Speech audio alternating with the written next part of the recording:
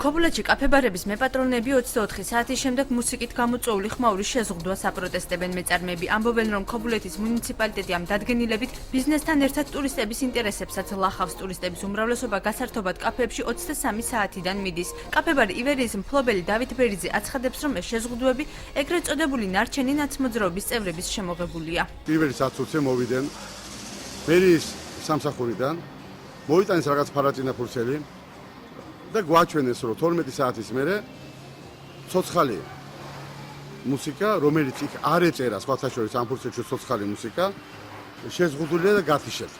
გათიშვამ გამოიწვია ის, რომ ხალხი ფაქტურად დაიშალა, მოხდა შეკამათებაც. ეს არის კიდევ ერთხელ გამეორდები, აქვე ეს ნაციონალების ნარჩენი, რომელიც მაქსიმალურად ავიწროებს ხალხს, ავიწროს შემოსავალი არ კონდეს. ტურისტების უმრავლესობა ფიქრობს, რომ ღამის საათებში ცოცხალი მუსიკა კაფე-ბარებში მათი დასვენებისა და განწყობისათვის აუცილებელია.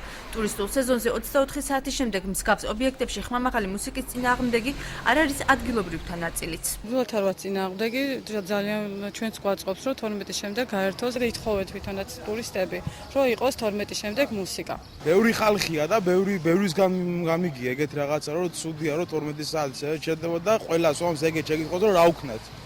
არ ვიცით რა ვქნათ და უმჯობესი იქნება თუ იქნება 12 საათის მერე მუსიკა, ცოცხალი, კლუბური, რა ვიცი, ყველანაირი რა და ძალიან მივესალმები თუ ეს გაკეთდება. საპირისპირო სამტკიცებენ ქობულეთის გამგეობაში ზედამხედველობის სამსახურის უფროსის განცხადებით, საკრებულომეს განკარგულება 2012 წლის 27 ივლისს მოსახლეობის პრეტენზიების შემდეგ მიიღო. ბადრი დიასამიძის თქმით, დასახლებულ პუნქტში ღამის პირველ საათამდე ფონოგრამით 30 დეციბელიანი ჟღერადობაა დაშვებული, ცოცხალი მუსიკა კი იკრძალება. განკარგულება ითვალისწინებს პირველადი გაფრთხილების თემით, შემოიფარგლო იყვნენ ყველანაირად დაცულად კანონის შესაბამისად, რომ არ მოხდეს და დაჯარიმება. 12 საათამდე არის დასაშვები არის ცოცხალი მუსიკა და პირველ საათამდე უნდა ჩაერთოს როგორც მაგნიტოფონი თუ ფონოგრამა დაბალ ხმაზე, რაც არ უნდა შეწუხდეს დამსვენებელი და ადგილობრივი მაცხოვრებელიც.